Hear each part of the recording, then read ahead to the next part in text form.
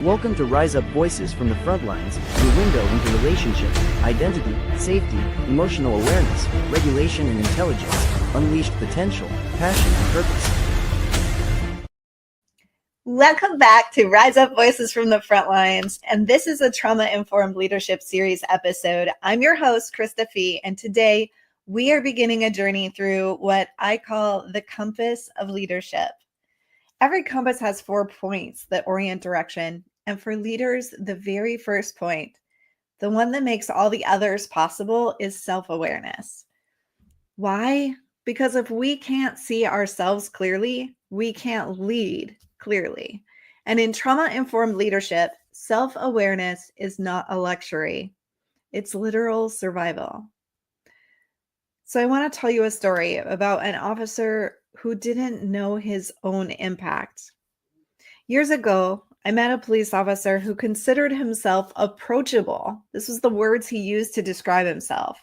He cracked jokes, he liked sarcasm, and he thought it made him relatable. But when I interviewed his team, I heard something very different. They said that we never know what mood he'll be in. His sarcasm cuts like a knife. We feel like we're walking on eggshells.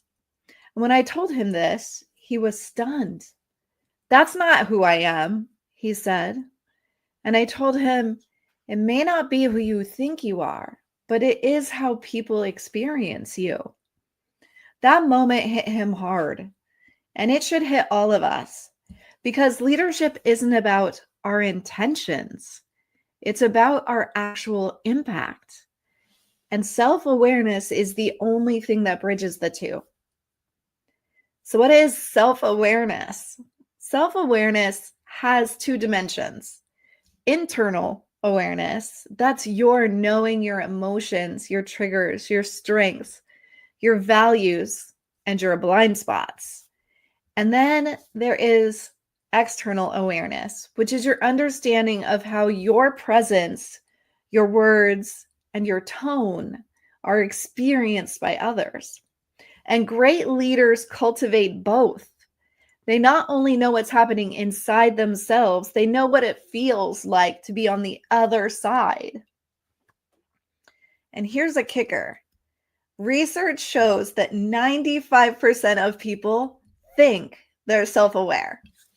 But in reality, only about 10 to 15% actually are. That means most of us are leading with blinders on. So let's talk about neuroscience a little bit. Why does self-awareness change the brain? Self-awareness, it isn't just philosophical, it's neurological. The amygdala, we talk about this a lot, your brain's alarm center, reacts to threat before you even think. Without awareness, it can hijack you. And that's why leaders snap or shut down or avoid without realizing it. But self-awareness activates the prefrontal cortex, that part of your brain that pauses, evaluates, thinks about things, has all that logic going on, and it chooses differently.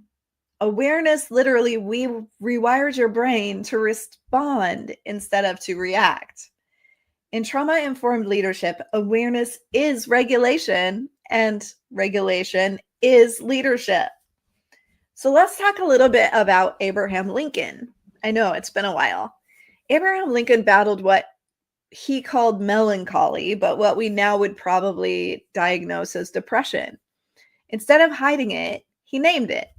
And then he surrounded himself with advisors who disagreed with him because he knew that he needed perspective outside of himself.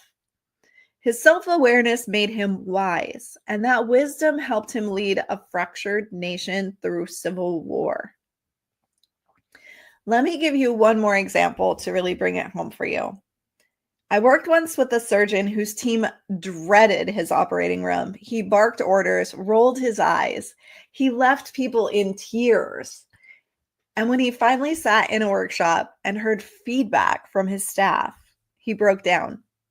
He said, I thought I was being efficient. I didn't realize that I was destroying people. With coaching, he changed. He slowed down.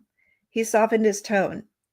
He checked in with himself before barking commands and orders. And over time, the entire OR culture shifted. One leader's self-awareness changed the nervous system of the whole team. So here's a moment of personal reflection, my own awakening. I've had my moments too, times when urgency turned into pressure, times when passion turned into intensity that unsettled people. The hardest part about self-awareness is facing the mirror, seeing not just who you want to be, but who you really are in the room. But awareness is always humbling before it's empowering. Because once you see yourself clearly, you gain the power to choose differently.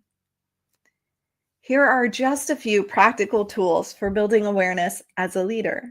Because I know you're asking, hey, Krista, how do you build self-awareness? Slow down. Busyness kills awareness. Build pauses into your day. Seek feedback, not from people who flatter you, but from people who will tell you the truth.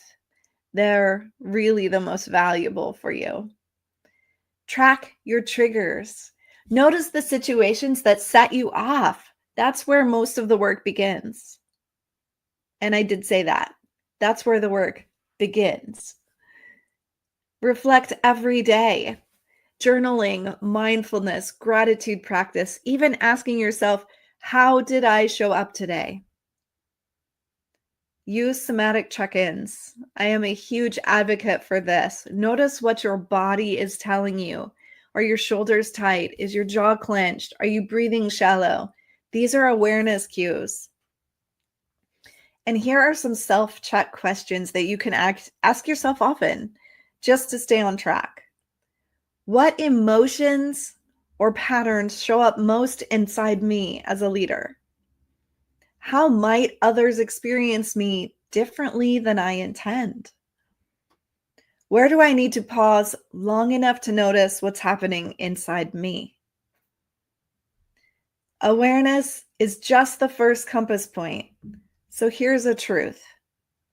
Leadership doesn't begin with charisma, strategy, or vision. It begins with awareness. Because awareness grounds the compass, and without it, you're leading blind. With it, you're leading true. So thank you for joining me on Rise Up Voices from the Frontlines, especially for these trauma-informed leadership series episodes. And if this resonates, share it with someone who needs the reminder. Leadership starts not with control, but with awareness. So rise up out of the ashes of your experiences and live and lead your life on fire. Become a Rise Up Hero sponsor to provide mental wellness and crisis response resources for those who serve country and community. Join us in the Rise Up movement